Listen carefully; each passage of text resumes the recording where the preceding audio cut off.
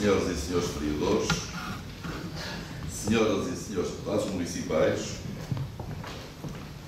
Sr. Presidente do Tribunal da Relação, Sr. Comandante da Polícia de Segurança Pública, Sr. Representante do Comando da Guarda Nacional Republicana, Senhores Presidentes das Juntas de Freguesia, digníssimos convidados, minhas senhoras e meus senhores, caros concidadãos, obrigado. O 25 de Abril, data e símbolo da liberdade, da alegria na esperança recriada, o 25 de Abril é o principal acontecimento do regime republicano em Portugal. É com o 25 de Abril que se realizam por completo e de forma universal os ideais da República pelos quais lutaram abnegadamente muitos e ilustres coimbricenses. Valores da República. Todos os cidadãos são iguais perante a lei, em direitos e em deveres. Valores da República. A atividade política e social deve ser feita em liberdade e com tolerância política, cívica, religiosa, pelas diversas propostas em presença. E o tempo, hoje, continua a ser de combate ao populismo e aos extremismos. Valores da República. A condução da coisa pública deve ser entregue a cidadãos e a partidos políticos, esteios da democracia responsável e participada por escolhas democráticas sufragadas que respeitem a vontade da maioria dos cidadãos.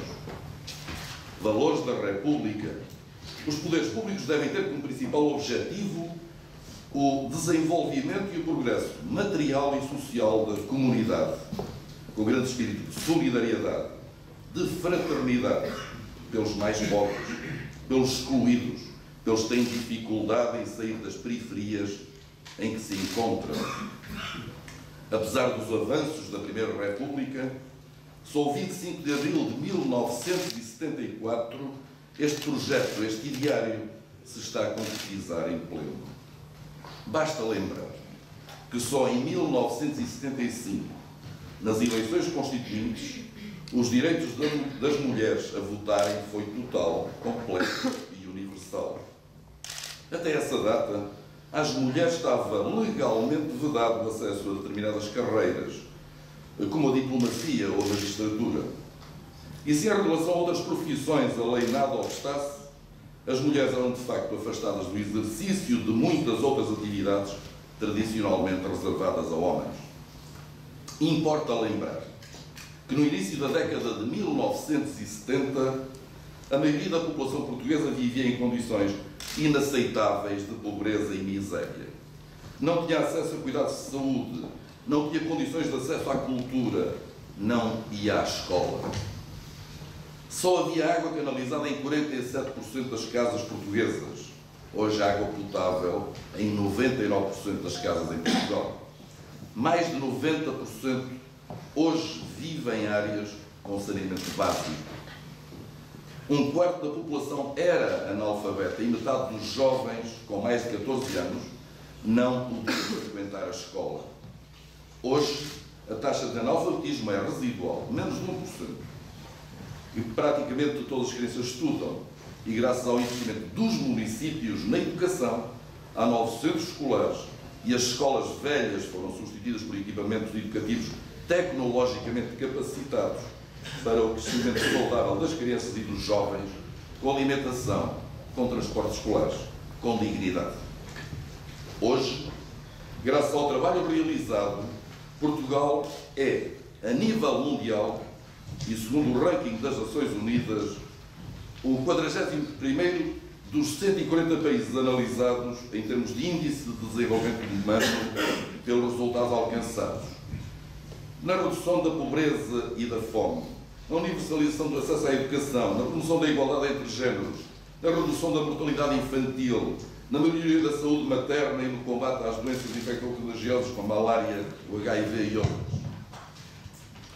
Na promoção da sustentabilidade ambiental e o estabelecimento de parcerias construtivas para o desenvolvimento sustentável. É isto que nos orgulha pelo trabalho destes 43 anos. Participámos neste fogo de processo de progresso que eletrizou Portugal e lhe transformou a face por ações concretas, realizadas pelo querer forte e determinado dos eleitos de toda uma comunidade e ao longo de todo este tempo.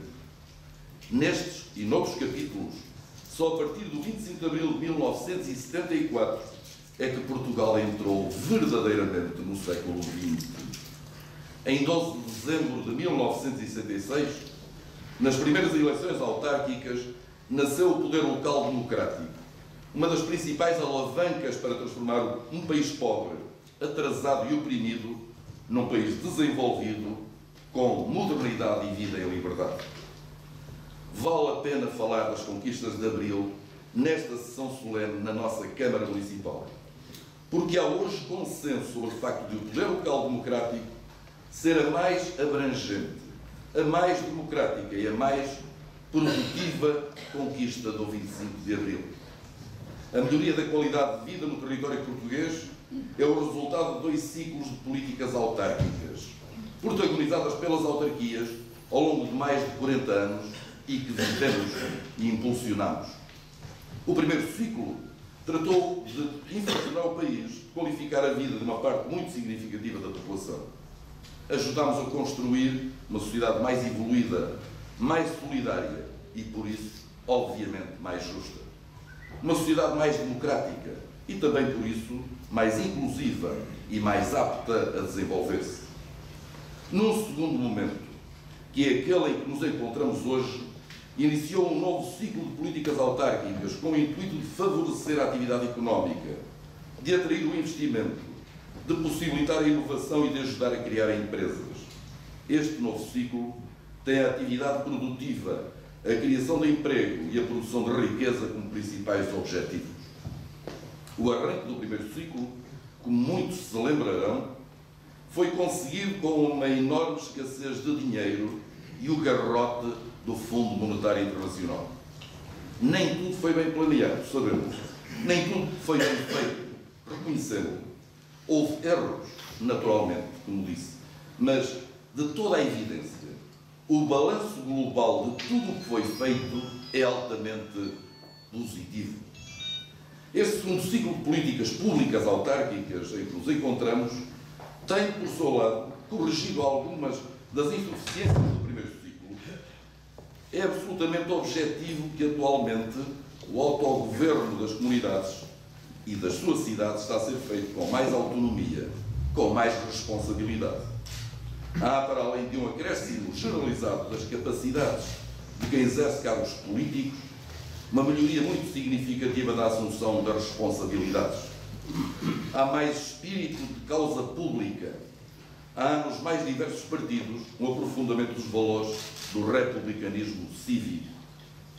Por tudo isto, são credores do nosso respeito e homenagem, hoje, mais uma vez, aqui, os capitães de Abril. E todos se empenharam na Revolução dos Escravos, que nos resgatou da opressão da ditadura. É este o sentido que nos anima para o ato simbólico que vamos realizar logo a seguir esta sessão, em Santa Clara, com a atribuição do topónimo Augusto José Monteiro Valente, à praça junto ao Centro de Saúde, onde tem início a Avenida José Bonifácio da Silva e nas imediações da Rua Salgueiro Maia, também este capitão de Abril. Como bem refere a petição pública que nos foi dirigida e que aprovamos, por despacho de hoje, o general Monteiro Valente, nascido em Coimbra, saudoso e estimado amigo, passou ao Oriente Eterno em 3 de setembro de 2012, distinguiu-se pelo seu extraordinário desempenho militar e cívico em prol da democracia e da liberdade em Portugal. As suas determinações democráticas fizeram-no abraçar a Revolução do 25 de Abril, desafiando a ditadura, tendo sido o jovem capitão que sozinho conseguiu sublevar todo o regimento de Infantaria da Guarda, e por isso foi agraciado em vida com a Gran Cruz da Ordem da Liberdade e merece ser referenciado justamente na memória coletiva desta nossa encantada e fantástica cidade. Minhas senhoras e meus senhores, caras e caros concidadãos, Coimbra é a cidade portuguesa com melhor qualidade de vida, diz repetidamente um estudo recente. Queremos e somos capazes de fazer ainda mais. Mais e melhores condições de vida e de trabalho em Coimbra. E para as nossas gentes, é o propósito que nos anima na governação municipal, que assumimos na forma de um contrato social, partilhando o projeto comum de construir novos horizontes, sonhar novas utopias, criar novas respostas. Por isso, trabalhamos com os municípios e as instituições da sociedade civil para criar uma rede comunitária, promovendo o desenvolvimento equilibrado e harmonioso do concelho, pautado pela justiça social, pela prosperidade económica e pelo dinamismo cultural, com transparência e pelo diálogo, sempre com a ambição coletiva de promover a qualidade, de administração local eficiente e de participação cívica exigente, sempre pela positiva, valorizando Coimbra. Quando este Executivo Camarário concluiu o seu mandato, terá reduzido mais de 1/3 do endividamento da Câmara que encontrou quando assumiu funções em 2013. Este ano, o superávit operacional que vamos levar à Assembleia Municipal no próximo dia 28 de abril será de 29 milhões de euros. Este montante, e mais ainda, os montantes que este dinheiro permitirá alavancar, constitui um instrumento central para concretizar todas as ações do nosso projeto para valorizar Coimbra, permitindo assumir, por exemplo, a contrapartida nacional necessária à plena aplicação dos fundos europeus pelas verbas de Portugal 2020. Estes ganhos, esta margem para investir no futuro, contra o imediatismo, foi feita nos últimos anos em paralelo com o apoio à atividade económica, o aumento da capacidade produtiva, como é caso exemplar o nosso Instituto Pedro Nunes. O impacto internacional que as suas empresas obtiveram é disso um bom exemplo, entre muitos outros a seguir. Este pagamento da dívida e a gestão que permitiu este superávit operacional foi levado a cabo ao mesmo tempo que se concluía, se abria, se pôs a funcionar e se transformava num sucesso para Coimbra e para a região, o Convento de São Francisco. Estes ganhos e esta margem para investimentos foi feita em paralelo com o lançamento de grandes operações de reabilitação urbana que estão empreendidas e em marcha com importantes resultados para a recuperação de emprego em Coimbra e da sua região e a requalificação da cidade. Coimbra é um bom exemplo de uma gestão criteriosa, exigente, séria, pode libertar meios muito substanciais para promover o investimento, para promover a reabilitação, para a qualidade de vida urbana, da vida cultural, do património, para os apoios sociais indispensáveis, para melhorar a mobilidade, para investir nos transportes. Quanto à mobilidade e aos transportes, em particular Coimbra, apesar de ter feito o seu trabalho de casa, está hoje numa situação profundamente injusta. Fez tudo o que lhe competia no que diz respeito ao sistema de mobilidade de Mondego, ao Metro Mondego, como é conhecido. Mas a cidade e a região continuam espoliadas por sucessivos governos de um equipamento fundamental para que a população de Coimbra e quem a visita possa circular, possa trabalhar, possa ter acesso com qualidade aos diversos serviços, incluindo a saúde. Esse projeto começou em 1996. É muito tempo para que a linha não tenha sido criada. Em Coimbra, resultou apenas nas demolições de edifícios e na eliminação da linha de comboio da Lousã. A cidade tem, hoje, até hoje, feridas urbanas junto ao perímetro classificado de Património Mundial da Humanidade. E a população ficou sem um transporte de que dispôs durante décadas. O Concelho não pode continuar sem o tipo de transporte mais adequado às pendulações de casa para o trabalho, para a universidade, para as escolas, para os hospitais.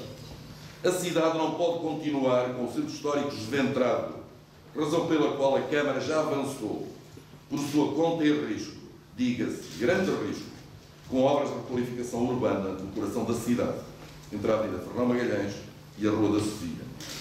Coimbra precisa que seja decidida de vez a implementação do Metro Mondego. E estou certo que esta reivindicação não é apenas nossa, não é apenas de Coimbra, é, consabidamente, pelos municípios de Miranda do Corvo e da Lousã, e publicamente partilhada pela nossa comunidade intermunicipal da região de Coimbra. É incompreensível a delonga e exasperante no empreendimento do sistema de mobilidade de Mondego. O Governo tem a obrigação de lhe facultar, tal como aos concelhos vizinhos, tanto mais que as verbas europeias do Portugal 2020 dão prioridade ao transporte ferroviário. E Coimbra merece a remodelação do apiadeiro velho, que a Renfe e as infraestruturas de Portugal continuam a protelar.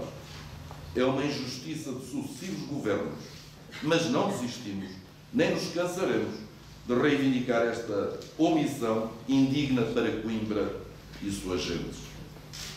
Sr. Presidente da Assembleia Municipal, senhoras e senhores vereadores e deputados municipais, digníssimos convidados, minhas senhoras e meus senhores.